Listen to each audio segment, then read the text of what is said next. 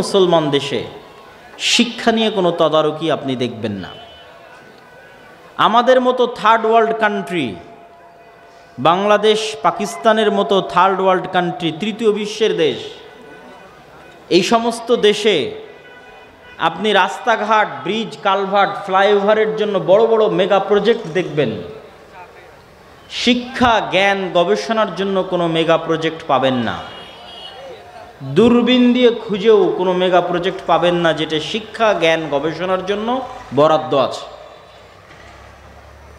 ফলত আমাদের দেশের বিশ্ববিদ্যালয়গুলো বিশ্বে বহু দূরে থাক, এশিয়ারও লিস্টের মধ্যে নাই, এশিয়ারও শীর্ষ 500 বা 1000 লিস্টের মধ্যে পাবেন না আমাদের দেশের বিশ্ববিদ্যালয়গুলো। এবং আমাদের যারা দায়িত্বশীল তাদের প্রয়োজনও নাই যে এখানে যে যুবকেরা বসে আছে এরা পড়াশোনা করে কিছু শিখুক। কেন প্রয়োজন নাই? দুইটা কারণে প্রয়োজন নাই। এক, ক্ষমতায় থাকার জন্য শিক্ষিত মানুষ লাগে না। ক্ষমতায় থাকার জন্য জুয়াখোর, মদখোর, নেশাখোর 10টা 15টা 20টা গুন্ডা হলেই হয়। তাহলে যত বেশি নেশাখোর তৈরি করা যাবে তত লাভ, যত বেশি জুয়াখোর তৈরি করা যাবে তত লাভ, যত বেশি মদখোর তৈরি করা যাবে তত লাভ। কেন না গোলাম বানানো যায়।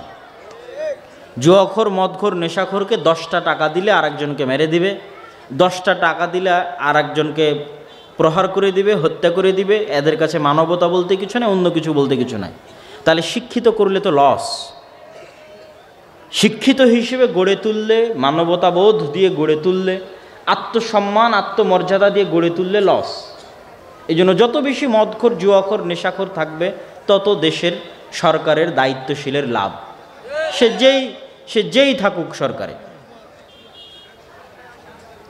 দ্বিতীয় আর একটা কারণ হচ্ছে কেন আপনাদের পিছনে শিক্ষার জন্য বড় বাজেট, মেগা প্রজেক্ট নাই। তার দ্বিতীয় বড় কারণ হচ্ছে আপনারা অশিক্ষিত মূর্খ অবস্থায় বড় হয়েও যখন জীবনের একটা বয়স পেরিয়ে যাবে এবং দেখবেন কোনো কিছুই হচ্ছে না, তখন আপনিও মাইগ্রেট করার চিন্তা ভাবনা করবেন। মাইগ্রেশন, আপনিও যাবেন কোথায়? দুবাই, সৌদি, কুয়েত, উত্তর কোরিয়া, দক্ষিণ Korea, Europe, Saudi, China, Japan, যে যেখানে পারবে সে সেখানে যাবে। আর যতজন যাবে, শুধু ইউরোপ আমেরিকা নয়, যতজন যাবে সারা বিশ্বের বিভিন্ন দেশে, তার 90% যাবে যেই কাজ করার জন্য, সেটা হচ্ছে তৃতীয় শ্রেণীর নাগরিকের কাজ, লেবারের কাজ, যেটা করতে শিক্ষিত হওয়া লাগে না। তথা আমাদের বাংলাদেশি ভাইয়েরা সৌদি আরব, কুয়েত, কাতার, বাহরাইন, দুবাইয়ে যে কাজ করছে, বেশিরভাগ ভাইয়েরা ওই কাজ করার জন্য শিক্ষিত হওয়া লাগবে না। তাহলে আপনি অশিক্ষিত থাকলে আমার লস কি ভাই? আপনি অশিক্ষিত থাকলেও আমি আপনাকে দুবাই, সৌদি পাঠিয়ে রেমিটেন্স পাচ্ছি। আপনি অশিক্ষিত থাকলেও আমি আপনাকে ইউরোপ, আমেরিকা পাঠিয়ে ট্যাক্সি ড্রাইভার করে, ও রেস্টুরেন্টের ওয়েটার করে রেমিটেন্স পাচ্ছি। আপনি অশিক্ষিত থাকলেও আপনাকে আমি গার্মেন্টসে চাকরি দিয়ে টাকা ইনকাম করতে পারছি। তাহলে কেন আমি আপনাকে শিক্ষিত করব? বলেন, কি প্রয়োজন আমার শিক্ষিত করার? শিক্ষিত করলেই বরং বিপদ। ফলত আপনাকে শিক্ষিত করার কোনো প্রয়োজন নাই, এই জন্য আপনাকে শিক্ষিত করার জন্য কোনো বাজেটও নাই। এটা হচ্ছে সারা বিশ্বের মুসলমানদের অবস্থা। আমি একদম আরব বিশ্বের মুসলমানদের অবস্থা থেকে, ইউরোপ আমেরিকার মুসলমানদের অবস্থা থেকে আপনার বাংলাদেশের মুসলমানদের অবস্থা পর্যন্ত বলে দিলাম। আর ভারতের এমনও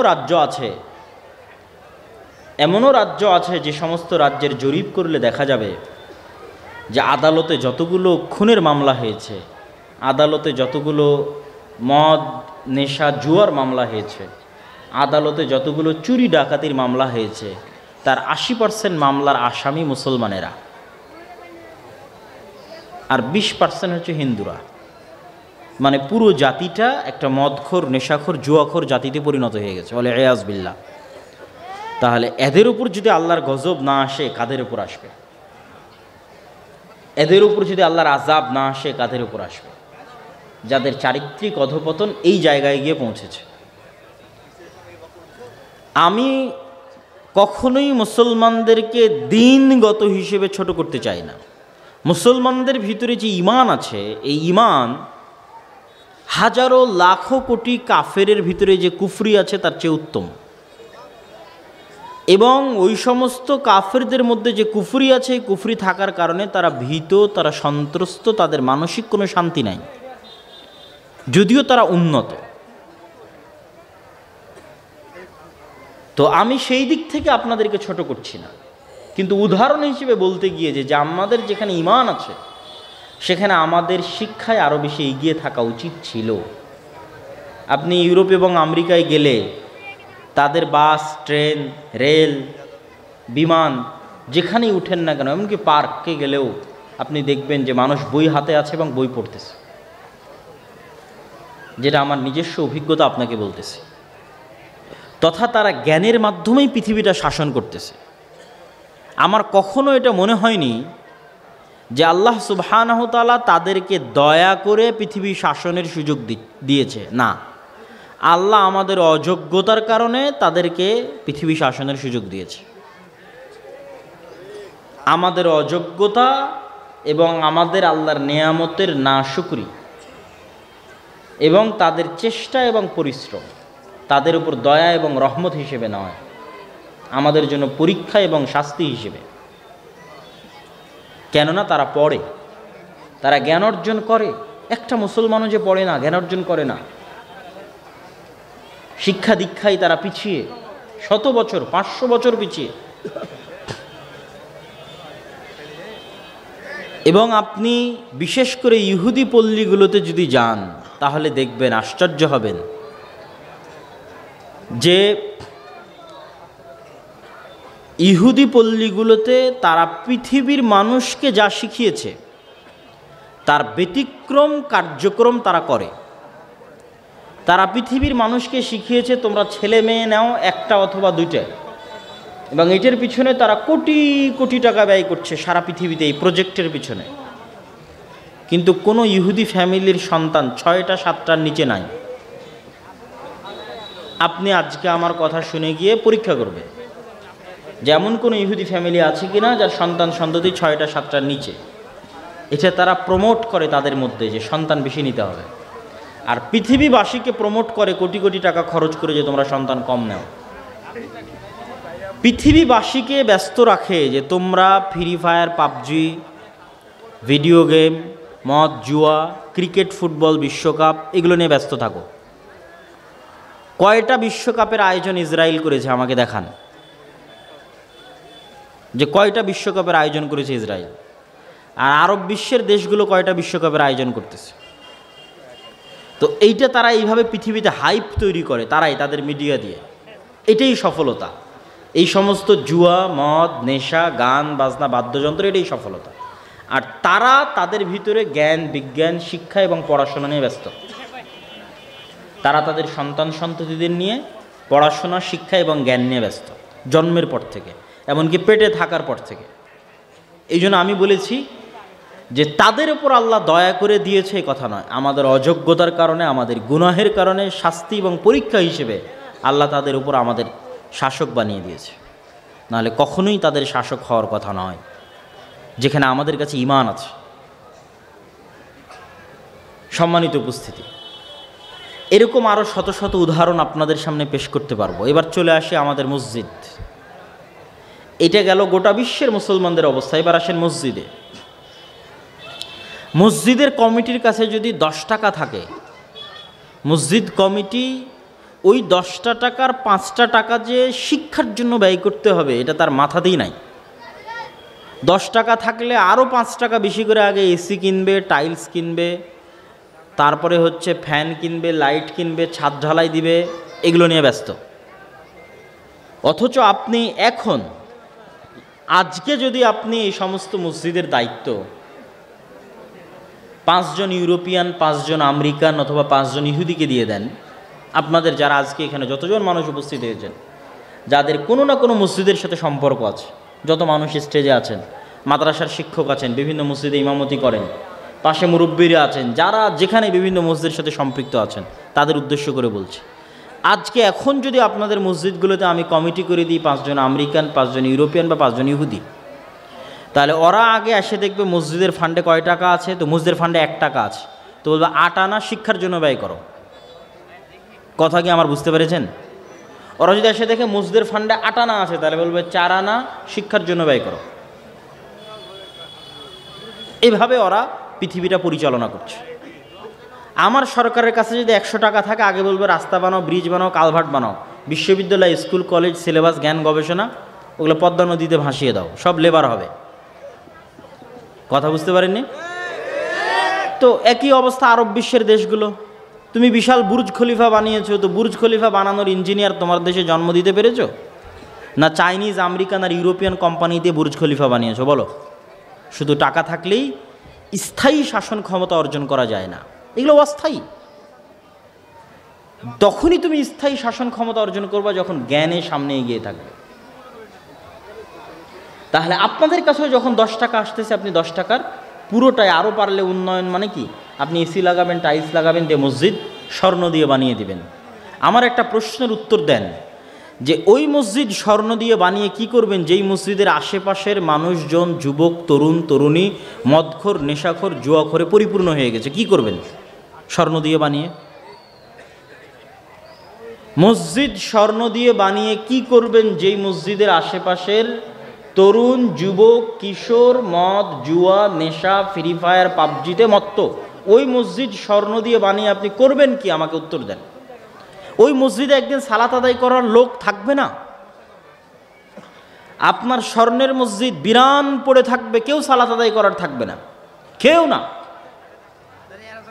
কিন্তু ওই মসজিদের 10টা টাকার 5টা টাকা যদি আপনি শিক্ষার জন্য ব্যয় করতেন, মসজিদ যদি নাও থাকে তো মুসলমানেরা খোলা মাঠে সালাত আদায় করবে। জুইলাত লিয়াল আরদু মাসজিদা, সমগ্র পৃথিবী আমার জন্য মসজিদ করা হয়েছে। এবং জরিপ করলে দেখা যাবে, আল্লাহ ভালো জানে কত লাখ, কত কোটি মুসলমানের সন্তান এই জেনারেশন কোরআন না শিখে এবং দ্বীনের জ্ঞান অর্জন না করেই বড় হচ্ছে, যেটা আজ থেকে 20 বা 30 বছর আগের চাইতে বেশি। আজ থেকে 20 বা 30 বছর আগে আপনারা অন্তত মসজিদের মক্তবে কিছু শিখেছিলেন, কিন্তু এখন সেই মক্তব ব্যবস্থা না থাকার কারণে, স্কুলের সিলেবাসগুলো পরিপূর্ণ দিন বিমুখ হওয়ার কারণে দেশ ও জাতির বিশাল একটা অংশ দিন বিমুখ হিসেবে বড় হচ্ছে। এই সমস্যাকে সামনে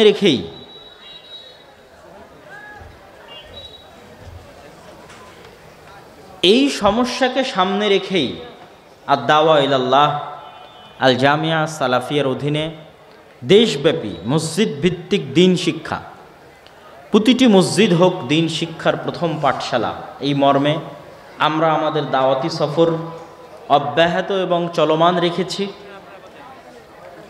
ইতিমধ্যে আমরা বাংলাদেশের 4টি জেলার 126টি মসজিদ সফর করেছি আলহামদুলিল্লাহ। এবং আগামী ডিসেম্বরের প্রথম থেকে, এই ডিসেম্বরের প্রথম থেকে তথা 1 সপ্তাহ পর থেকেই আপনাদের দিনাজপুর অঞ্চলে, দিনাজপুর জেলায় আমাদের দাওয়াতি সফর শুরু হবে এবং প্রতি উপজেলায় আমরা একদিন করে সময় দিব। ইতিমধ্যেই যারা অবগত ছিলেন তারা অনলাইনে আমাদের গুগল লিঙ্কে যে আবেদনের লিঙ্ক দেওয়া ছিল সেটা পূরণ করে আপনারা আমাদের কাছে পাঠিয়েছেন। সেই আপনাদের আবেদনের ভিত্তিতে আমরা মসজিদগুলোতে যাব। আজকে এখানে যারা উপস্থিত হয়েছেন তাদের কাছে উদাত্ত আহ্বান থাকবে যে আপনারা যে যেখান থেকে এসেছেন সেখানে ফিরে গিয়ে মসজিদ ভিত্তিক দিন শিক্ষাকে কিভাবে মজবুত করা যায় এটা নিয়ে কাজ করবেন। জামিয়া সালাফিয়া এবং আদ-দাওয়া ইলাল্লাহর কাছে মসজিদের দিন শিক্ষাকে শক্তিশালী করার জন্য পরিপূর্ণ সিলেবাস আছে, পরিপূর্ণ ট্রেনিংয়ের ব্যবস্থা আছে শিক্ষকদের, এবং পরিপূর্ণ ম্যানেজমেন্ট সিস্টেম আছে। শুধু একদল মানুষ উদ্যোগ নিয়ে বাস্তবায়ন করলেই হয়।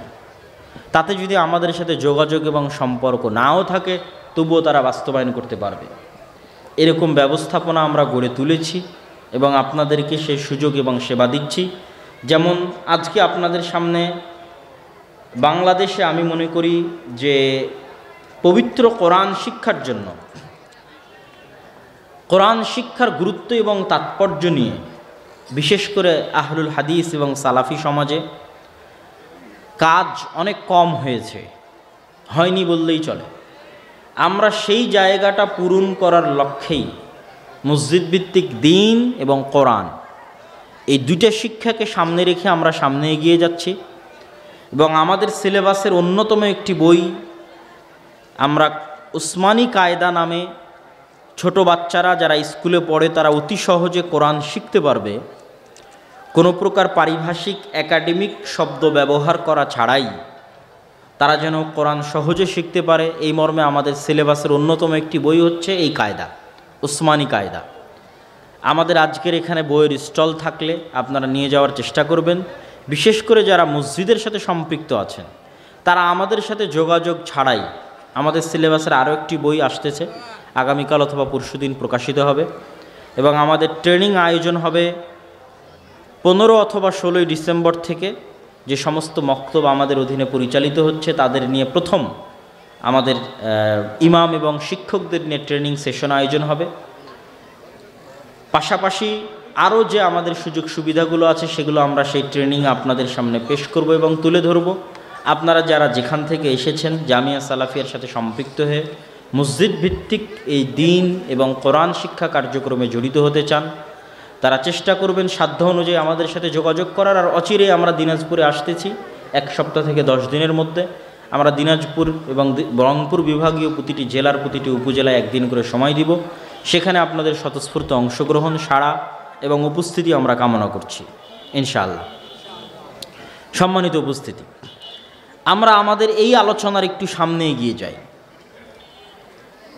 আমাদের আলোচনার দ্বিতীয় অংশ হচ্ছে কোরআন শিক্ষা। সার্বিকভাবে মুসলমানদের শিক্ষার একটা চিত্র আপনাদের তুলে ধরলাম। এবার আসেন একটু কোরআনের শিক্ষার গুরুত্ব এবং তাৎপর্য সম্পর্কে সংক্ষিপ্ত একটু আলোচনা করি। কোরআন এমন একটি কিতাব যেই কিতাবের সাথে মুসলিম উম্মার ভাগ্য লিখিত আছে। এই কিতাবের সাথে মুসলমানদের ভাগ্য লিখিত কিভাবে? আমাদের সমাজে, আমাদের বাড়িতে, আমাদের দেশে এই কিতাবের অবস্থা হবে যেমন, পৃথিবীতে আমাদের অবস্থা হবে তেমন। আমাদের সমাজে, আমাদের বাড়িতে, আমাদের রাষ্ট্রে এই কিতাবের অবস্থা হবে যেমন, আল্লাহ আমাদেরকে পৃথিবীতে বানিয়ে দিবেন তেমন। রাসূলুল্লাহ সাল্লাল্লাহু আলাইহি ওয়াসাল্লাম বলেন, ইন্নাল্লাহ ইয়ারফাউ বিহাদাল কিতাবে আকওয়ামান ওয়া ইয়াদউ বিহি আখারিন। আল্লাহ এই কিতাব দিয়ে এই উম্মতের একটা অংশকে পৃথিবীর সর্বোচ্চ স্থানে পৌঁছে দিয়েছেন, এই কিতাব দিয়ে এই উম্মতের একটা অংশকে পৃথিবীর সর্বনিম্ন স্থানে নামিয়ে দিয়েছেন। কোন অংশকে সর্বোচ্চ স্থানে পৌঁছে দিয়েছেন? ওমর রাদিয়াল্লাহু তাআলা আনহুর ইতিহাস পড়েন। ওমর রাদিয়াল্লাহু তাআলা আনহু যেই দিন মসজিদে আকসা, বাইতুল মুকাদ্দাস বিজয় করার জন্য রওনা দিচ্ছেন মদিনা থেকে, সেই দিন জেরুজালেম শহর ঘিরে রেখেছে আবু উবাইদা ইবনুল জাররাহ, খালিদ ইবনুল ওয়ালিদ, আমর ইবনুল আস সহ এই সমস্ত বিখ্যাত প্রধান সেনাপতি এবং সাহাবী সহ প্রায় 12,000 মুজাহিদ বাহিনী, যার মধ্যে 4,000 আল্লাহ রাসূলের সাহাবী জেরুজালেম ঘিরে রেখেছে কয়েক মাস যাবত। জেরুজালেমের পাদ্রীদের আহ্বান হচ্ছে, আমিরুল মুমিনিন খলিফাতুল মুসলিমিন যতক্ষণ না আসবে ততক্ষণ মসজিদে আকসার চাবি আমরা হস্তান্তর করব না। আমিরুল মুমিনিন খলিফাতুল মুসলিমিন ওমর ইবনুল খাত্তাব রাদিয়াল্লাহু তাআলা আনহু মদিনা মুনাওয়ারা থেকে 1500 কিলোমিটার দূরের পথে রওনা দেওয়ার জন্য মাত্র একজন গোলামকে সাথে করে নিয়ে, তবুও পালাক্রমে কখনো গোলাম উটের পিঠে, কখনো তিনি উটের পিঠে, এইভাবে তিনি সামনের দিকে আগাতে থাকলেন। যখন তিনি জেরুজালেমের গেটে পৌঁছাচ্ছেন তখন আবু উবাইদা ইবনুল জাররাহ প্রধান সেনাপতি হন্তদন্ত হয়ে ছুটে এসে দেখছেন যে আমিরুল মুমিনিনের গায়ে জীর্ণ শীর্ণ কাপড় এবং আমিরুল মুমিনিন রশি ধরে টানছে এবং উটের পিঠে বসে আছে একজন ভৃত্য গোলাম। তখন আবু উবাইদা ইবনুল জাররাহ বলছে, ইয়া আমিরুল মুমিনিন ইন্নার রোমান ইয়ানজুরু ইলাইনা নাজরাতা কিল্লাহ। হে আমিরুল মুমিনিন, আজকে বিশাল রোমান এম্পায়ারের পতন, হেডকোয়ার্টারের পতন হচ্ছে। আজকের যুগে বাংলাদেশের হাতে বা আফগানিস্তানের হাতে আমেরিকার পতন যেমন, যে আফগানিস্তান থেকে কেউ গিয়ে আমেরিকার নিউ ইয়র্ক, ওয়াশিংটন বিজয় করে নিল, পাহাড় থেকে উঠে আসা, মরুভূমি থেকে উঠে আসা কোনো এক কৃষক ঠিক তেমনি রোমান এম্পায়ারের হেডকোয়ার্টার জেরুজালেম বিজয় করছে মরুভূমি থেকে উঠে আসা একজন তৎকালীন যুগের, তাদের ২০-৩০ বছর আগের যুগের একজন রাখাল। তিনি এখন আমিরুল মুমিনিন খলিফাতুল মুসলিমিন ওমর ইবনুল খাত্তাব। তো হে আমিরুল মুমিনিন, তারা আমাদের দিকে নিচু দৃষ্টিতে দেখবে যে দেখো মুসলমানদের আমিরের অবস্থা কি, খলিফার অবস্থা কি।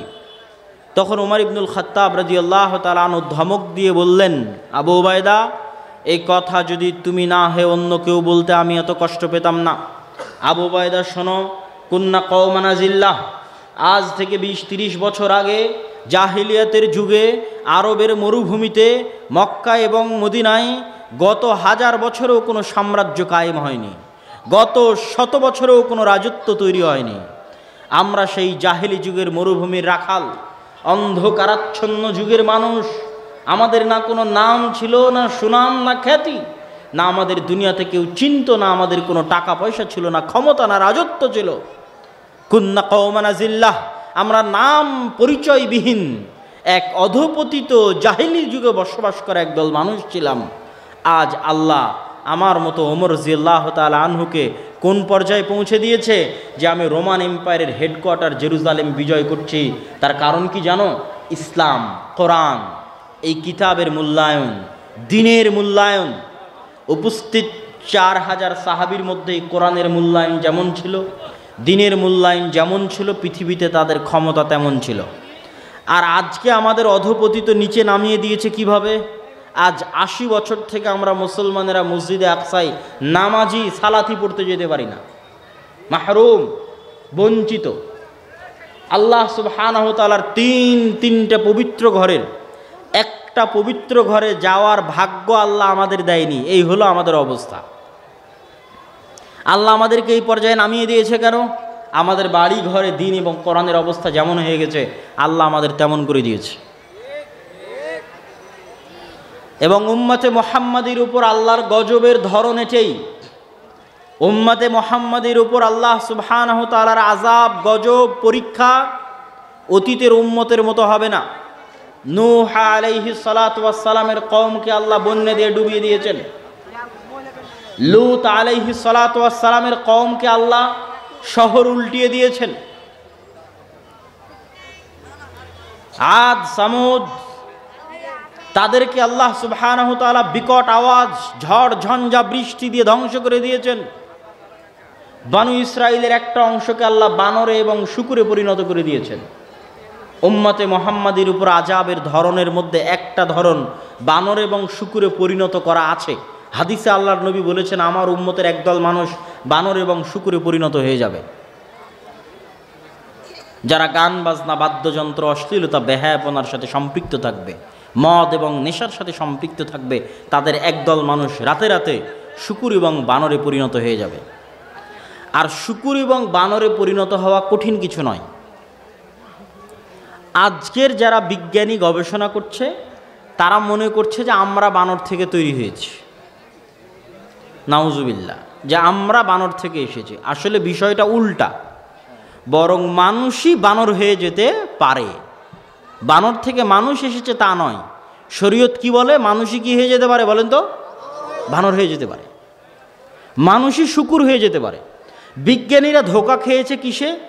মানুষের যে ডিএনএ আছে আর বানর আর শূকরের যে ডিএনএ আছে, এই দুই ডিএনএ এত বেশি মিল যে মানুষ যদি আর দ্বিতীয় কোনো প্রাণীতে পরিণত হওয়ার সম্ভাবনা থাকে তাহলে সেটা বানর আর শূকর। আর তৃতীয় কোনো প্রাণীতে মানুষের রূপান্তর সম্ভব নয়। এই জন্য আল্লাহর আযাব এবং গজব হিসেবে বানু ইসরাইলদের কি হয়েছিল? আল্লাহ সামান্য ডিএনএ পরিবর্তন করে দিয়েছে, ওরা রাতের অন্ধকারে বানর আর শূকর হয়ে গেছে। কেননা মানুষ থেকে বানর শূকর করা খুবই সহজ। প্রচণ্ড মিল আছে বানর এবং শূকরের ডিএনএর সাথে মানুষের ডিএনএর। এই ডিএনএর মিল দেখে বিজ্ঞানীরা, পাগলেরা ভুল বুঝেছে কি যে আমরা হয়তো বানর থেকে মানুষ হয়েছে, নাউজুবিল্লাহ। আসলে শরীয়ত কি বলছে? মানুষই কি হয়ে যেতে পারে? বানর এবং শূকর হয়ে যেতে পারে। মানুষ বানর এবং শূকর থেকে আসেনি, কিন্তু মানুষ বানর এবং শূকর হয়ে যেতে পারে। কিন্তু এটাও মনে রাখতে হবে, আল্লাহর আযাব এবং গজবের কারণে জি, এবং গজবের কারণে যারা বানর এবং শুকুরে পরিণত হয়ে যায় তারা কিন্তু আবার বেঁচে থাকে না, তারা মারা যায়, তাদের বংশ পরম্পরা বৃদ্ধি হয় না। সুতরাং আমরা এটাও বলতে পারবো না যে আজকে যারা বানর আছে তারা বানু ইসরায়েলের ওই অভিশপ্ত যাদের মানুষকে আল্লাহ বানর বানিয়ে দিয়েছিল তাদের পরবর্তী বংশধর, তা নয়। বানর আল্লাহর একটা স্বতন্ত্র সৃষ্টি, শুকুর আল্লাহর একটা স্বতন্ত্র সৃষ্টি, মানুষ আল্লাহর একটা স্বতন্ত্র সৃষ্টি। কিন্তু মানুষ যদি দ্বিতীয় কোনো পশুতে পরিণত হয় তাহলে সেটা কোন পশুতে পরিণত হবে? বানর এবং শুকুর। এটা আল্লাহর গজব, আযাব। ঠিক উম্মতে মুহাম্মাদির উপর আল্লাহর আর একটা আযাব এবং গজব স্থায়ীভাবে থাকতেই থাকবে, থাকতেই থাকবে। সেটা কি? সেটা হচ্ছে উম্মতে মুহাম্মাদির উপর বিধর্মীদের চাপিয়ে দেওয়া। উম্মতে মুহাম্মাদি যদি আপনারা আজকে কাহারোল উপজেলার মানুষ যারা আজকে এখানে একত্রিত হয়েছেন, ইসআল নাফসাকুম ইসআলু আনফুসাকুম, আপনাদের নিজেদের জিজ্ঞেস করেন যে আপনি সর্বশেষ কতদিন কোরআন পড়েননি। আপনারা নিজেদের জিজ্ঞেস করেন আপনাদের বাড়িতে সর্বশেষ কতদিন কোরআন পড়া হয়নি। উপস্থিত মা এবং বোনেরা নিজেদের জিজ্ঞেস করেন আপনাদের বাড়িতে কতদিন যাবৎ কোরআন বুঝা, কোরআন তেলাওয়াত, কোরআন অনুধাবন হয় না। তাহলে এবার গোটা কাহারোল উপজেলা, গোটা দিনাজপুর জেলা, গোটা রংপুর বিভাগের মানুষজন যদি নিজেদের মাপে যে তাদের বাড়িতে তাদের জীবনে তারা মাসকে মাস, বছরকে বছর থেকে না কোরআন পড়ে না বোঝার চেষ্টা করে, তাহলে তাদের উপর তো আল্লাহর আযাব আসা উচিত। কেন? আল্লাহ বলেছে এই কিতাব এই উম্মতের একটা অংশকে উপরে উঠিয়ে দিবে আর একটাকে নিচে নামিয়ে দিবে। তো যেটাকে নিচে নামিয়ে দিবে ওদের আযাবটা কি? তো আপনি যদি মনে করেন যে কাহারুলের কেউ আজকে যদি কোরআন না পড়ে তাহলে আল্লাহ কাহারুলকে ভূমিকম্পতে ধ্বংস করে দিবে, জি না। আপনি যদি মনে করেন আজকে দিনাজপুরের কোনো মানুষ কোরআন না বুঝে, কোরআন না শিখে, তাহলে দিনাজপুরকে আল্লাহ বন্যা দিয়ে ডুবিয়ে দিবে, জি না। এটা উম্মতে মুহাম্মাদির উপর আল্লাহর সামগ্রিক আযাব এবং গজবের ধরন নয়। আজ যদি দিনাজপুরের মানুষের বাড়িতে, ঘরে, সমাজে, রাষ্ট্রে কোরআনের কোনো মান, সম্মান, ইজ্জত, মূল্যায়ন না থাকে, কেউ না পড়ে না বুঝে, তাহলে এই দিনাজপুর এবং কাহারুলের মানুষকে আল্লাহ আযাব দিবে কিভাবে? এদের ওপর আল্লাহ বিধর্মীদের চাপিয়ে দিবে। ধরেন আপনার দিনাজপুরের ওপর আল্লাহ হিন্দুদের চাপিয়ে দিল, দিয়ে কী হবে?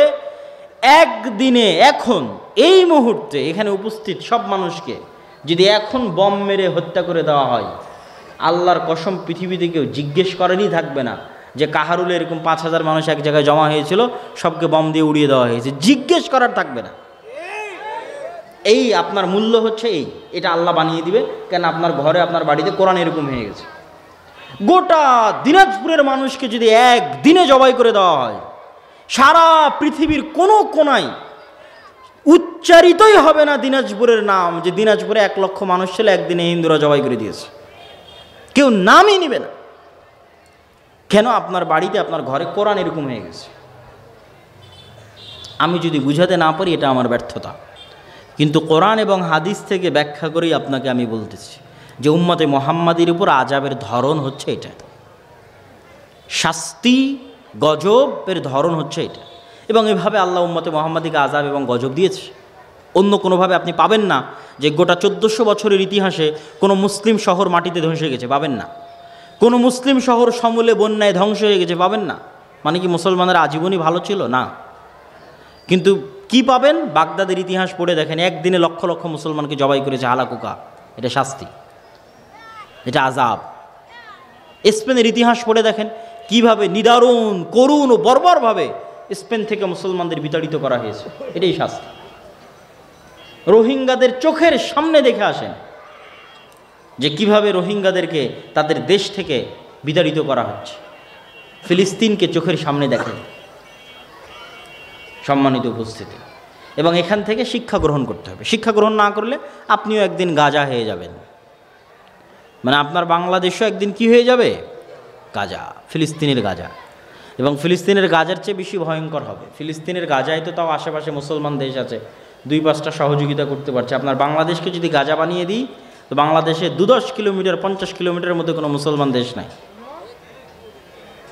সুতরাং আপনার এখানে সহযোগিতা পৌঁছানোর মতো কেউ থাকবে না।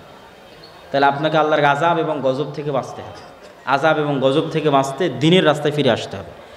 দিনকে যে জাতি যত শক্ত শক্ত করে আঁকড়ে ধরবে, ওদের আত্মমর্যাদা আত্মসম্মান আল্লাহ তত বাড়িয়ে দিবে। পৃথিবীতে ওদের শক্তি সাহস দাপট আল্লাহ তত বাড়িয়ে দিবে। তাদের মাটিতে তাদের পা আল্লাহ তত মজবুত করে দেবে। এটার জ্বলন্ত উদাহরণ মুসলমানেরাই। সম্মানিত উপস্থিতি, এই জন্য আমাদেরকে দিনের রাস্তায় ফিরে আসা ছাড়া, আমাদের মসজিদগুলোতে মৌলিক দিন শিক্ষার ব্যবস্থা করা ছাড়া, আমাদের শতভাগ মুসলমান সন্তানের কাছে দিনের ন্যূনতম জ্ঞান পৌঁছে দেওয়া ছাড়া, শিক্ষার এই আন্দোলন, শিক্ষার এই সংগ্রাম ছাড়া, কেন এই দিনটা হচ্ছে জ্ঞানের দিন। আল উলামা ওয়ারাসাতুল আম্বিয়া লা ইউরিসুনা দিনারান ওয়ালা দিরহামান। এই দিনটা জ্ঞানের দিন।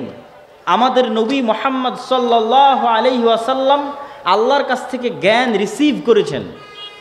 সেই জ্ঞান তিনি আমাদের পৌঁছে দিয়ে গেছেন এই কোরআনে এবং হাদিসে। ইসলাম এসেছে জাহিলিয়াত মূর্খতার বিপরীতে। ইসলামের প্রথম আয়াত ইকরা বিসমি রাব্বিকাল্লাযী খালাক, তোমরা পড়ো। এই বইয়ের নাম হচ্ছে কোরআন। কোরআন শব্দের অর্থ হচ্ছে পড়া। কোরআন শব্দের শাব্দিক অর্থ হচ্ছে অত্যাধিক পাঠকৃত পঠিত। তথায় পুরো দিনটা হচ্ছে জ্ঞানের দিন।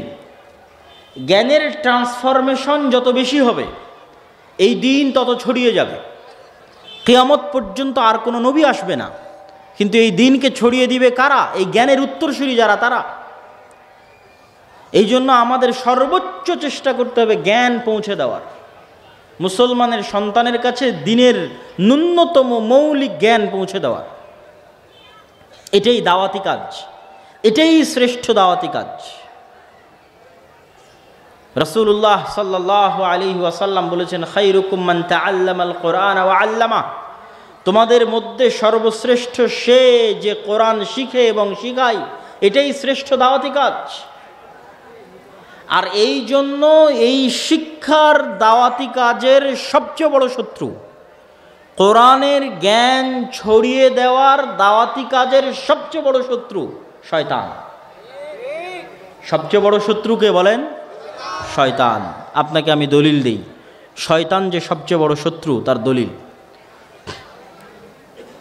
আমরা খাবারের শুরুতে বললাম বিসমিল্লাহ, পানের শুরুতে বললাম বিসমিল্লাহ, বাথরুম টয়লেটে গিয়ে যাওয়ার শুরুতে বললাম বিসমিল্লাহ, যে কোনো ভালো কাজের শুরুতে বললাম বিসমিল্লাহ, পশু প্রাণী জবাই করার শুরুতে বললাম বিসমিল্লাহ, আর কোরআন পড়ার শুরুতে বললাম আউযু বিল্লাহি মিনাশ শাইতানির রাজিম। একমাত্র ব্যতিক্রম কোরআন, যার শুরুতে আপনাকে শয়তান থেকে বাঁচতে চাইতে হবে, তারপরে বিসমিল্লাহ। কোরআন পড়ার শুরুতে আগে শয়তান থেকে বাঁচতে চাও, তারপরে বিসমিল্লাহ বলো। কেন? এই কোরআন তোমাকে শয়তান পড়তে দিবে না, এই কোরআন তোমাকে শয়তান শিখতে দিবে না। আমরা যতজন গত 1 মাস, 6 মাস, 5 দিন, 1 সপ্তাহ, 10 দিন যাবৎ কোরআন থেকে দূরে আছি, কোরআন বুঝা এবং কোরআন শিখা এবং পড়া থেকে দূরে আছে, আমাদেরকে কে দূরে রেখেছে ভাই? শয়তান। আমাদের যাদের বাড়িতে মাসকে মাস থেকে কোরআন তেলাওয়াত হয় না, বুঝা হয় না, শিখা হয় না, পড়া হয় না, এই বাড়িগুলো কারা দখল করে রেখেছে? শয়তান। এবং শয়তান কোনো কাল্পনিক চরিত্রের নাম নয়। বিভিন্ন যে সায়েন্স ফিকশনের যে গল্প, কাল্পনিক গল্প, কাল্পনিক উপন্যাস, কাল্পনিক ভূত পেতনির গল্প, এই কাল্পনিক কোনো চরিত্রের নাম শয়তান নয়। শয়তান এক অতি বাস্তব, অতি সত্য এবং অতি ভয়ঙ্কর চরিত্রের নাম হচ্ছে শয়তান। আল্লাহ সুবহানাহু ওয়া তাআলা এই পৃথিবী ডেভেলপ করার আগেই, যেভাবে আপনারা সফটওয়্যার ডেভেলপ করেন, অ্যাপ ডেভেলপ করেন, এই পৃথিবীর সিস্টেম যখন আল্লাহ ডেভেলপ করেছেন, এই পৃথিবীকে আল্লাহ একটা সিস্টেমে তৈরি করেছেন, যেই সিস্টেমগুলো অপরিবর্তনীয়, একমাত্র আল্লাহ চাইলে পরিবর্তন হতে পারে। যেমন এই পৃথিবীতে আল্লাহ সিস্টেম কি দিয়েছেন? আগুন জ্বালাবে, এটা সিস্টেম। যে আমি আগুনের মধ্যে হাত দিলে আমার হাত পুড়ে যাবে, এটাই সিস্টেম পৃথিবীর। কিন্তু আগুন নাও পুড়াতে পারে যদি আল্লাহ বলে ইয়া নারু কুনি বারদাম ওয়া সালামান আলা ইব্রাহিম, হে আগুন তুমি ইব্রাহিমের জন্য ঠান্ডা শীতল বরফ হয়ে যাও। এই পৃথিবীর সিস্টেম হচ্ছে চাকু দিয়ে ছুরি চালালে কাটবে, যে সিস্টেম। ঠিক এই পৃথিবীর অন্যতম একটা সিস্টেম হচ্ছে আল্লাহ মানুষকে রক্ষণাত্মক ভূমিকায় রেখে মানুষের শত্রু হিসেবে বানিয়ে দিয়েছেন, এনিমি হিসেবে বানিয়ে দিয়েছেন শয়তানকে। যেমন ভিডিও গেমে যুবক এবং কিশোরদের এনিমি থাকে, শত্রু থাকে, যার বিরুদ্ধে সে লড়াই করে, এবং প্রতিটা গেম, প্রতিটা খেলায় পাল্টা প্রতিপক্ষ থাকে। ভোটের রাজনীতিতেও পাল্টা প্রতিপক্ষ আছে, ক্রিকেট ফুটবলও পাল্টা প্রতিপক্ষ আছে, ভিডিও গেমের মধ্যেও পাল্টা প্রতিপক্ষ আছে, যে হচ্ছে এনিমি। তো এই পৃথিবীকে আল্লাহ ওইভাবেই ডেভেলপ করেছে যে মানুষের জন্য আল্লাহ কাকে শত্রু করে দিয়েছে বলেন তো? শয়তানকে শত্রু করে দিয়েছে।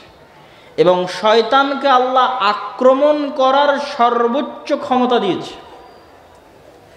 শয়তানকে আক্রমণ করার সর্বোচ্চ ক্ষমতা দিতে গিয়ে রাসূলুল্লাহ সাল্লাল্লাহু আলাইহি ওয়াসাল্লাম বলেন ইয়াজরি মাজরা দাম, শয়তান মানুষের রক্ত কণিকার সাথে প্রবাহিত হয়, চলতে পারে। মানুষের শরীরের রগে রগে, রক্তে রক্তে শয়তান চলতে পারে। ইয়াজরি মাজরা দাম, এই ক্ষমতা আল্লাহ শয়তানকে দিয়েছে। শয়তানকে দ্বিতীয় ভয়ঙ্কর যে ক্ষমতা আল্লাহ দিয়েছে আদম সন্তানের উপর আক্রমণ করার জন্য, সেটা হচ্ছে ইউসবিসু ফি সুদুরিন নাস। আজকের পৃথিবীতে এমন কোনো টেকনোলজি আবিষ্কার হয়নি যে আমি এখানে মোবাইলে বাটন চাপলে আপনাদের সবার অন্তরে মেসেজ চলে যাবে। এরকম কোনো টেকনোলজি আবিষ্কার হয়নি। যদি হতো তাহলে আমাকে রাজশাহী থেকে সফর করে আর শায়েখ আব্দুর রাজ্জাক বিন ইউসুফকে ঢাকা থেকে সফর করে আজ এখানে আসা লাগতো না। আমরা একটা বাটন চাপতাম আর এখানে যতজন উপস্থিত হয়েছে সবার অন্তরে অন্তরে মেসেজ চলে যেত। কিন্তু মোবাইল বলেন, কম্পিউটার বলেন, মাইক বলেন, এগুলো একটাও সেই প্রযুক্তি নয়। সবগুলোই কি আমাকে চিল্লাতে হবে আর আপনি কান দিয়ে শুনবেন। পার্থক্য এতটুকু কি, আমি মোবাইলে চিল্লাচ্ছি, আপনি 1000 কিলোমিটার দূরে মোবাইল দিয়ে শুনছেন, কিন্তু ভাই কান দিয়েই শুনতে হবে, আপনার অন্তরে পাঠানোর কোনো উপায় নাই। পার্থক্যকে আগে মুখে বলতাম, এখন মাইকে চিল্লাচ্ছি, আপনাকে কান দিয়েই শুনতে হচ্ছে, আপনার অন্তরে দেওয়ার কোনো উপায় আমার কাছে নাই। কিন্তু শয়তানকে আল্লাহ এই শক্তি দিয়ে দিয়েছে যে শয়তান যদি আমাদের কিছু বলতে চায় তাহলে আমাদের কানে বলা লাগবে না, আমাদেরকে চিঠি লেখা লাগবে না যে আমরা পড়ব, মেসেজ লেখা লাগবে না যে আমরা পড়ব, সরাসরি ইউসবিসু ফি সুদুরিন নাস, শয়তান সরাসরি কোথায় মেসেজ দিতে পারে? অন্তরে। শয়তান সরাসরি মানুষের অন্তরে মেসেজ দিতে পারে। ফলত আদম সন্তান মহাবিপদে। আদম সন্তান জানে না কোনটা তার ইচ্ছা, কোনটা শয়তানের প্ররোচনা। এই এক বিপদে আমরা প্রতি সেকেন্ড পার করছি। আল্লাহর কসম, প্রত্যেকটা সেকেন্ড আমরা এই বিপদে পার করছি। আপনি যদি শয়তানের এই অংশটুকু ভালোভাবে বুঝে যান, আপনার কাছে গোটা দুনিয়া পানির মতো, দুধ কা দুধ পানি কা পানি হয়ে যায়গা। যে পৃথিবীতে কি চলতেছে আপনি ধরে ফেলতে পারবেন, পৃথিবীর রহস্য কি ধরে ফেলতে পারবেন। আপনি সকালবেলা ফজরের সালাত বাদ দিয়ে ঘুমিয়ে আছেন, আপনি মনে করছেন আমার আরামের জন্য ঘুমিয়ে আছি, আমার আয়েশের জন্য ঘুমিয়ে আছি। কিন্তু এই লজিক যদি আপনি বুঝে যান যে পৃথিবীর সিস্টেমটা কিভাবে ডেভেলপ করা আছে, তাহলে আপনি বুঝবেন যে সকালে আপনার ইচ্ছায় আপনি ঘুমিয়ে নাই, বরং শয়তানের প্ররোচনায় আপনি ঘুমিয়ে আছেন। কিন্তু এটা আপনি জানেনই না যে শয়তান আপনাকে এইভাবে আপনার অন্তরে মেসেজ দিতে পারে। এই ক্ষমতা শয়তানের আছে। এটা আপনাকে দুনিয়ার কোনো স্কুল, কোনো কলেজ, কোনো ইউনিভার্সিটি, কোনো থিসিস, কোনো রিসার্চ পেপার কেউ আপনাকে বলবে না। পৃথিবীর কেউ আপনাকে বলে দিবে না এটা। পৃথিবীর যেখানে যাবেন সবাই বলবে তোমার মন মতো চলো, মনের কথা শোনো, সবাই বলবে। কেউ বলবে না যে তোমার অন্তরে শয়তান নামে একটা চরিত্র আছে, যার প্রভাব আছে, অতএব সাবধান। এ কথা কেউ বলবে না। কেন বলবে না ভাই? আপনারা যদি একটু, আমাদের হাতে ডানে এবং পিছনে অনেক ভাই দাঁড়িয়ে আছে, একটু কি হালকা হালকা করে সামনে আসা সম্ভব? একটু ডানে বামে এবং সামনে একটু করে চেপে বসেন এবং ধৈর্য ধরে শেষ পর্যন্ত বক্তব্য শুনতে হবে। আমরাও দূর থেকে এসেছি, আপনারাও দূর থেকে এসেছেন। আমরা আপনাদের কাছে দুইটা দিনের কথা পৌঁছাতে পারলে আমাদের লাভ, আপনারা শুনলে আপনাদের লাভ। একটু অল্প অল্প করে এগিয়ে আসেন যতদূর সম্ভব হয়। ওই যে মধ্যের ফাঁকা জায়গাটা একটু পূরণ করেন, যে একটু এগিয়ে আসেন। কোনো রিসার্চ পেপার, কোনো পিএইচডি, কোনো থিসিস কোথাও পাবেন না, কিন্তু আজকে যদি একবার ভালো করে বুঝে যান তাহলে এই পৃথিবীর সকল রহস্য আপনার কাছে ফাঁস হয়ে যাবে। তাহলে কি বলছিলাম, সকালবেলা আপনি ঘুমিয়ে আছেন, বলেন তো আপনার ইচ্ছায় না শয়তানের প্ররোচনায়? শয়তানের প্ররোচনায়। এবং আল্লাহর নবী সরাসরি হাদিসে বলছেন যে শয়তান মানুষের কাঁধের কাছে এসে গিট দেয় আর বলে, নাম ইন্নাল লাইলা লাতাবিল, ঘুমাও, রাত অনেক লম্বা, ঘুমাও, অনেক রাত লম্বা, শয়তান বলে। তথা শয়তান আপনার অন্তরে ওয়াসওয়াসাটা দেয়। তো আমরা যতজন সালাত ছেড়ে দিচ্ছি, গান শুনছি, জুয়া খেলছি, বিড়ি সিগারেট খাচ্ছি, নেশা করছি, হারাম ইনকামের সাথে জড়িত আছি, সবাই আজকে একটা জিনিস ক্লিয়ার বুঝে যান যে আপনি সুদের টাকায় যদি লোন নিয়ে থাকেন, এই লোন আপনার ইচ্ছায় আপনি নেননি, শয়তান আপনাকে প্ররোচনা দিয়ে নেওয়ায়েছে। ক্লিয়ার বুঝে যান। আপনি যদি গান শুনতে আপনার ভালো লাগে, আমি আপনাকে আল্লাহর কসম করে বলছি, এটা আপনার নিজের পরিপূর্ণ ইচ্ছা নয়, বরং এখানে শয়তানের প্ররোচনা আছে। সে আপনার কানে এবং আপনার অন্তরে এটাকে ভালো লাগায়। এর এতখানি আক্রমণ করার ক্ষমতা আল্লাহ শয়তানকে দিয়ে দিয়েছে। এরকম প্রত্যেকটা হারাম কাজকে শয়তান আমাদের সামনে ভালো করে পেশ করে। যুয়্যিনা লাহুম মা কানু ইয়ামালুন। মানুষ যত অন্যায় কাজ করে, প্রত্যেকটা অন্যায় কাজকে কেমনে সুন্দর করে পেশ করা যায় মানুষের অন্তরের সামনে, এই কৌশল, এই কারিশমা, এই ব্রেন, এই বুদ্ধি আল্লাহ শয়তানকে দিয়ে দিয়েছে। তাহলে আদম সন্তান বাঁচবে কেমনে? এত বড় আক্রমণ করার ক্ষমতা যদি আল্লাহ শয়তানকে দিয়ে দেয়, তাহলে পৃথিবীতে ভারসাম্য রক্ষা হবে কেমনে? আমরা যে গেম খেলবো, যেই গেম খেলার জন্য আল্লাহ আমাদের পৃথিবীতে পাঠিয়েছে, আমরা যে একটা সফটওয়্যারের মধ্যে আছি, এই পৃথিবীর সফটওয়্যারের মধ্যে, যেখানে আল্লাহ সিস্টেমকে এভাবে ডেভেলপ করে দিয়েছে, তা আমরা জিতবো কেমনে ভাই? শয়তানের বিরুদ্ধে জিতবো কেমনে? শয়তান তো আমাদের অদৃশ্য এনিমি। তার জন্য আল্লাহ সুবহানাহু ওয়া তাআলা কোরআন মাজিদে দুটো কথা বলেছেন। এক, ফাইম্মা ইয়াতিয়ান্নাকুম মিন্নি হুদান ফামান তাবিআ হুদায়া ফালা খাউফুন আলাইহিম ওয়ালা হুম ইয়াহজানুন। আমার পক্ষ থেকে তোমাদের নিকটে আসবে হেদায়াত, তোমরা যদি এই হেদায়াতের অনুসরণ করো, একদম যেখানে আদম আলাইহিস সালাতু ওয়াস সালামের ঘটনা আল্লাহ বলেছে, সেখানে আল্লাহ সুবহানাহু তাআলা বলছে, কুলনাহবিতু মিনহা জামিআ, যে জান্নাত এবং আসমান সব জায়গা থেকে আল্লাহ নামিয়ে দিলেন। জান্নাত থেকে আদমকে নামিয়ে দিলেন, আসমান থেকে ইবলিসকে নামিয়ে দিলেন। নামিয়ে দেওয়ার পর আল্লাহ তাদের পরস্পরকে কি করে দিলেন? শত্রু করে দিলেন। ওখানে আল্লাহ বলছে, অকুলনাহবিতু বা'দুকুম লিবা'দিন আদু, তোমরা নেমে যাও, তোমরা পরস্পরের শত্রু। এখান থেকে গেম শুরু, প্রতিযোগিতা শুরু, কিয়ামত পর্যন্ত এই প্রতিযোগিতা চলবে। আল্লাহ কোরআনে বলে, এটাই এই সিস্টেম যে পৃথিবী আল্লাহ এইভাবে ডেভেলপ করেছে, এটা আল্লাহ কোরআনে বলে দিয়েছে স্পষ্ট করে, যে আমার পৃথিবী এভাবে ডেভেলপ করা আছে যে শয়তান তোমার শত্রু এবং তাকে আমি এই ক্ষমতা দিয়েছি। এখন তুমি বাঁচবা কিভাবে? ফাইম্মা ইয়াতিয়ান্নাকুম মিন্নি হুদান ফামান তাবিআ হুদায়া ফালা খাউফুন আলাইহিম ওয়ালা হুম ইয়াহজানুন। তোমাদেরকে বাঁচানোর জন্য আমি যুগে যুগে নবী পাঠাবো, রাসূল পাঠাবো, আর নবী আর রাসূলের সাথে আমার কিতাব পাঠাবো। প্রত্যেক যুগে যারা আমার পাঠানো নবী রাসূল এবং কিতাবের কথা মেনে নিবে, তাদের কোনো ভয় নাই, কোনো দুশ্চিন্তা নাই, শয়তান তাদের কোনো ক্ষতি করতে পারবে না। বলেন আল্লাহু আকবার।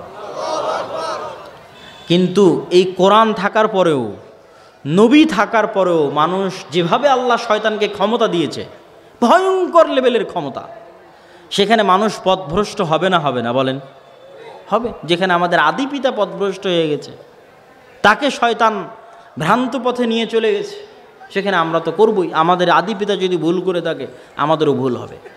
এই জন্য আল্লাহর পক্ষ থেকে যুদ্ধে জিতার জন্য আল্লাহর পক্ষ থেকে ছাড়, অফার, যে এইটা হলো আমার লজিক, এই লজিকে তোমরা যুদ্ধ করো। আমি শয়তানকে দিয়েছি এই ক্ষমতা, তোমাদের জন্য দিয়েছি নবী রাসূল কিতাব, লড়তে থাকো। তারপরও তোমাদের জন্য বিশেষ অফার, আমি আল্লাহ তোমাদের জান্নাতে নিয়ে যেতে চাই, আর শয়তান তোমাদেরকে জাহান্নামে নিয়ে যেতে চায়। শয়তানের ওয়াদা এবং শয়তানের শপথ হচ্ছে শয়তান আমাদেরকে জাহান্নামে নিয়ে যাবে। শয়তানের ওয়াদা কি? শয়তান বলছে ওয়ালা উদিল্লান্নাহুম ওয়ালা উমান্নিয়ান্নাহুম ওয়ালা আমুরান্নাহুম, অবশ্যই আমি আদম সন্তানকে পথভ্রষ্ট করব, যে কোনো মূল্যে আমি আদম সন্তানকে পথভ্রষ্ট করব। এটা হচ্ছে শয়তানের ওয়াদা। তো এখন আল্লাহ তার শয়তানের বিপরীতে গিয়ে আল্লাহ আর একটা চ্যালেঞ্জ করে দিলেন, যে শয়তান নিয়ে যেতে চায় জাহান্নামে, আল্লাহ নিয়ে যেতে চান কোথায় বলেন তো? জান্নাতে।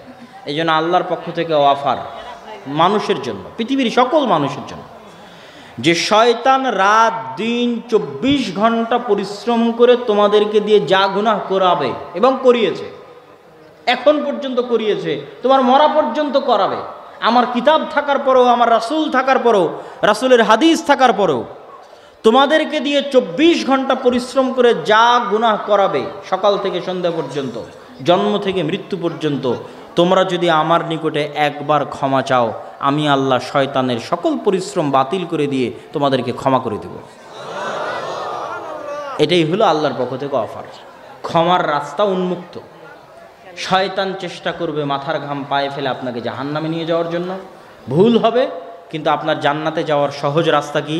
ক্ষমা, তওবা, সাধ্য অনুযায়ী কোরআন এবং হাদিস মেনে চলা, আর আল্লাহর কাছে তওবা ইস্তেগফার করতে থাকা। কেননা শয়তানের সাথে আপনি যুদ্ধে পরিপূর্ণ জিততে পারবেন না। আল্লাহ দয়া করে আমাদের জন্য এই ছাড় দিয়ে রেখেছে, শয়তান তোমাদের ভুল করাবে, তোমরা ক্ষমা চাও, আমার ক্ষমার দরজা কিয়ামত পর্যন্ত, তোমাদের শ্বাস তোমাদের কণ্ঠনালীতে আসার আগ পর্যন্ত তোমাদের জন্য ক্ষমার দরজা উন্মুক্ত। সাহেব আসছেন, জি আসো। একটা চাদরটা এর আগে একবার দিয়েছেন, আপনার ওটা আপনি বলবেন। আচ্ছা, যা হবে হবে।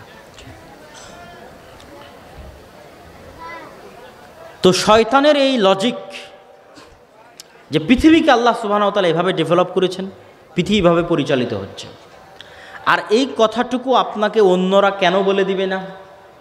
এই জন্য বলে দিবে না যে মানুষ যদি একবার শয়তানের সাথে যুদ্ধ শুরু করে, কেননা এই জ্ঞানটুকু থাকলে না যুদ্ধ শুরু হবে, আর এই জ্ঞানটুকু না থাকলে তো আপনি অস্ত্র আত্মসমর্পণ করে দিলেন। কিভাবে আপনাকে বলি, আপনারা যারা আজকে এখানে যতজন উপস্থিত আছেন, তারা যদি মনে করেন যে আপনি আপনার মনের আনন্দের জন্য গান শুনছেন, তাহলে আপনি ভাই যুদ্ধ ছাড়া অস্ত্র সমর্পণ করে দিয়েছেন। যুদ্ধ ছাড়া কি করেছেন বলেন তো? একটু কথা বলতে হবে। যুদ্ধ ছাড়া কি করেছেন? অস্ত্র সারেন্ডার করেছেন শয়তানের সামনে। যদি আপনি মনে করেন যে আপনার প্রশান্তির জন্য আপনি শুনছেন, আপনি আপনার প্রয়োজনে খুব দরকার, এই জন্য আপনি সুদের লোনের টাকায় আপনি বাড়ি বানিয়েছেন, তাহলে আপনি আগেই অস্ত্র সমর্পণ করে দিয়েছেন। আপনাকে যুদ্ধটা অন্তত শুরু করতে হবে, আর এই যুদ্ধটা শুরু করার জন্য আপনাকে বিশ্বাস রাখতে হবে যে প্রত্যেক যে কাজের কথা আল্লাহ এবং তার রাসূল নিষেধ করেছে কোরআনে এবং হাদিসে, এই কাজ করার চিন্তা যদি আপনার অন্তরে আসে, সেটা কার পক্ষ থেকে? শয়তানের পক্ষ থেকে। কেননা এটা ইনস্ট্রাকশন ভাই, যে কোন রাস্তায় গেলে আপনি গুলি খাবেন, আর কোন রাস্তায় গেলে মারামারি গন্ডগোল চলতেছে, কোন রাস্তায় গেলে পুলিশ আপনাকে ধরে নিবে, আর কোন রাস্তায় গেলে আপনি ডাকাতির শিকার হবেন। এটা তো ইনস্ট্রাকশন। গেমের মধ্যে যেমন আপনাকে ইনস্ট্রাকশন দেয়, এই রোডে তোমার শত্রু আছে, এই রোড দিয়ে যাও, এই দিক দিয়ে, এই ঘরে তুমি অস্ত্র পাবা, তা আপনি তো জানেন না, আপনি কিছুই জানেন না, জিরো। আপনার অন্তরের ওপর আপনার কন্ট্রোল ক্ষমতা নাই, তো আপনি করবেন কি পৃথিবীতে এসে? কে জানাবে আপনাকে? This is the instruction. এখানে আপনাকে দিক নির্দেশনা দিবে, দেখো এটা শয়তানের, সাবধান এটা শয়তানের। নিবেন একটা উদাহরণ দেয়, আল্লাহ কোরআনে বলছে ইন্নামাল খামরু ওয়াল মাইসিরু ওয়াল আনসাবু ওয়াল আজলাম রিজসুম মিন আমালি শাইতান। কোরআনে লেখা আছে, মানে আপনাকে ইনস্ট্রাকশনে লিখে দিয়ে পাঠানো আছে যে মদ, জুয়া, মূর্তি পূজা কার কাজ? শয়তান। ইনস্ট্রাকশনে লেখা আছে যে এই মদ, জুয়া এবং মূর্তি পূজার রাস্তায় যদি হাঁটো তাহলে এটা কার রাস্তা? শয়তানের রাস্তা, তুমি বিপদে পড়ে যাবা, শয়তান তোমাকে ফাঁসিয়ে দিবে, সাবধান। তো আপনাকে অন্তত যুদ্ধটা স্টার্ট করতে হবে, শুরু করতে হবে। আপনি যদি বিড়িখোর হয়ে থাকেন, বিড়ি সিগারেটের নেশা থেকে থাকে, তাহলে আপনাকে প্রত্যেকটা বিড়ি খাওয়ার সময় মনে করতে হবে যে এই বিড়ি খাওয়ার প্ররোচনা আপনাকে কে দিচ্ছে? শয়তান দিচ্ছে। তাহলে অন্তত যুদ্ধটা শুরু হবে, নাহলে তো আপনি অস্ত্র, বিনা যুদ্ধে অস্ত্র সমর্পণ করে দিয়েছেন। তারপরে আপনি হাজার বিড়ি খান, কিন্তু এটা মনে করে খান আপনাকে খাওয়াচ্ছে কে? শয়তান। আপনি যখন কোনো মেয়ের সাথে অবৈধ সম্পর্কে লিপ্ত আছেন, তখন আপনাকে কি মনে রাখতে হবে? এটা করাচ্ছে কে? তারও অন্তরে প্ররোচনা দিচ্ছে শয়তান, আপনার অন্তরেও প্ররোচনা দিচ্ছে শয়তান। তাহলে যুদ্ধ শুরু হবে, আপনার ব্রেনে কাজ করবে যে আমি আর কতক্ষণ শয়তানের গোলামি করব, আর কতক্ষণ শয়তানের দাসত্ব করব। পৃথিবীতে মানুষ দুই প্রকার, এর বাইরে কোনো মানুষ নাই, হয় ইবাদুর রহমান না হয় ইবাদুর শয়তান, হয় আল্লাহর গোলাম না হয় শয়তানের গোলাম। আর পৃথিবীর এই যে লক্ষ লক্ষ মানুষ, সারা পৃথিবীর ইউরোপ, আমেরিকা, চায়না, এদেরকে শয়তান পাগল বানিয়ে রেখেছে। গোটা পৃথিবীর মানুষকে শয়তান কি বানিয়ে রেখেছে? পাগল বানিয়ে রেখেছে। তাদের কাছে এই লজিক কেউ কোনো দিন তুলেও ধরে না, কেউ কোনো দিন বলেও না, তারা জানেও না, সব শয়তানের গোলাম। এদের অন্তরগুলো কার কন্ট্রোলে আছে? শয়তানের কন্ট্রোলে। সুতরাং পৃথিবীতে এরা বসবাস করছে গরু, ছাগল, কুকুর, শ্রীগালের মতো। কোনো লজিক নাই পৃথিবীতে বসবাস করার, কোনো উদ্দেশ্য নাই। সুতরাং শয়তান সাকসেসফুল। মাত্র যাদের কাছে কোরআন আছে, একমাত্র এই অন্ধকার থেকে বের করতে পারবে কোরআন। কোরআনে এগুলো বলে দেওয়া আছে, পৃষ্ঠায় পৃষ্ঠায়, পাতায় পাতায় বলা আছে ইন্নাশ শাইতানা লাকুম আদুউম মুবিন। এই মানুষেরা, শয়তান তোমাদের সবচেয়ে বড় শত্রু। লা তাত্তাবিউ খুতুওয়াতিশ শাইতান, এই মানুষেরা তোমরা শয়তানের পদাঙ্ক অনুসরণ করিও না। কত নিবেন এরকম আয়াত পবিত্র কোরআনে? অসংখ্য আয়াত। কোরআন পাঠানোই হয়েছে শয়তানের বিরুদ্ধে, নবী রাসূল পাঠানোই হয়েছে শয়তানের বিরুদ্ধে। এই জিনিসটা আমাদের ফিল করতে হবে যে কোরআন এসেছে কার বিরুদ্ধে? বলেন তো, একটু জোরে বলেন, কার বিরুদ্ধে এসেছে কোরআন? নবী রাসূল এসেছে কার বিরুদ্ধে? শয়তানের বিরুদ্ধে। পুরো ইসলাম কার বিরুদ্ধে? শয়তানের বিরুদ্ধে। এটা হচ্ছে পুরো ইসলামের সারমর্ম, আপনাকে বলে দিলাম। এবং এই সারমর্মর অসংখ্য দলিল দিতে পারবো। রাসূলুল্লাহ সাল্লাল্লাহু আলাইহি ওয়াসাল্লাম বলছেন ইযা কালা আহাদুকুম লাম ইয়াযকুর ইসমাল্লাহ, যখন তোমাদের কেউ খায় আর বিসমিল্লাহ না বলে, ইয়াকুলু মাআহু শাইতান, তার সাথে কে খায়? শয়তান খায়।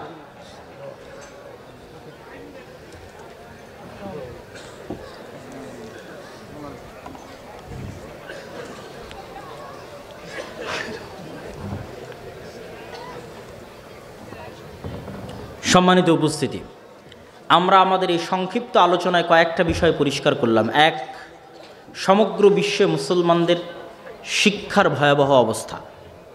ইউরোপ, আমেরিকা থেকে শুরু করে, আরব বিশ্ব থেকে শুরু করে, বাংলাদেশের মতো তৃতীয় বিশ্বের কান্ট্রি থেকে শুরু করে আপনাদের গ্রামের মসজিদ পর্যন্ত কোথাও শিক্ষার কোনো গুরুত্ব নাই। দ্বিতীয়ত, আমরা আপনাদের সামনে তুলে ধরলাম কোরআনের কি ভূমিকা থাকতে পারে একটা সমাজে, এবং আমাদের জন্য কোরআন বুঝা এবং পড়া কেন জরুরি। যতদূর আমার পক্ষে সম্ভব হয়েছে আমি ফুটিয়ে তোলার চেষ্টা করেছি। বক্তব্যের শেষে আপনাদের কাছে উদাত্ত আহ্বান জানাতে চাই যে আপনাদের মসজিদগুলোতে যদি দিন শিক্ষার ব্যবস্থা থেকে না থাকে, কোরআন শিক্ষার ব্যবস্থা থেকে না থাকে, তাহলে কমিটিকে বাধ্য করতে হবে দিন এবং কোরআন শিক্ষার ব্যবস্থা করার জন্য, অথবা কমিটিকে বাধ্য করতে হবে পদত্যাগ করার জন্য। তবুও মসজিদে দিন এবং কোরআন শিক্ষার ব্যবস্থা করতে হবে। দ্বিতীয়ত, মসজিদে যদি অর্থের সংকট মনে হয়, তাহলে মসজিদের টাইলস আর এসি আর ফ্যান বাজারে বিক্রি করে দিয়ে মসজিদে কোরআন শিক্ষা চালু করতে হবে। তবুও মসজিদে দিন এবং কোরআনের শিক্ষার ব্যবস্থা করতে হবে শতভাগ মুসলমানের কাছে দিনের জ্ঞান পৌঁছে দেওয়ার জন্য। এবং আমরা আল জামিয়া সালাফিয়ার পক্ষ থেকে এই উদ্যোগ নিয়ে কাজ করতেছি সারা দেশে। আপনারা যে যেভাবে পারেন এটার সাথে সম্পৃক্ত হয়ে আপনাদের মসজিদগুলোতে আমাদের সিলেবাস অনুযায়ী এবং আমাদের শিক্ষক ট্রেনিংয়ের মাধ্যমে শক্তিশালী মজবুত দিন শিক্ষার দুর্গ হিসেবে গড়ে তোলার জন্য প্রত্যেকটা মসজিদকে আপনাদের প্রতি আমি এই উদাত্ত আহ্বান জানাচ্ছি। পাশাপাশি আগামী 2রা ফেব্রুয়ারি সম্ভবত আল জামিয়া সালাফিয়া তেঘরা বিরল দিনাজপুরে সালাফি কনফারেন্স আছে। সেই সালাফি কনফারেন্সে আপনাদের স্বতঃস্ফূর্ত অংশগ্রহণ করার জন্য উদাত্ত আহ্বান জানাই। এবং আগামী ডিসেম্বরের শুরু থেকে গোটা রংপুর বিভাগে আমাদের যে দাওয়াতি সফর শুরু হচ্ছে, দিনাজপুর জেলাকে দিয়ে আমরা দাওয়াতি সফর শুরু করব ইনশাল্লাহ। এই দাওয়াতি সফরে আপনাদের স্বতঃস্ফূর্ত অংশগ্রহণ কামনা করে অত্র জালসার আয়োজন সহ দিনী কাজে সহযোগিতা করার জন্য দানের হাত বাড়িয়ে দেওয়ার উদাত্ত আহ্বান জানিয়ে আমি আমার বক্তব্য শেষ করতে চাচ্ছি। আপনাদের যদি স্বেচ্ছাসেবক ভাইয়েরা থাকে তাহলে তাদেরকে ভিতরে যাওয়ার জন্য আমি অনুরোধ জানাচ্ছি। তাদের হাতে আপনারা সাধ্য অনুযায়ী অত্র প্রতিষ্ঠান এবং অত্র সম্মেলনকে সহযোগিতা করণার্থে আল্লাহ সুবহানাহু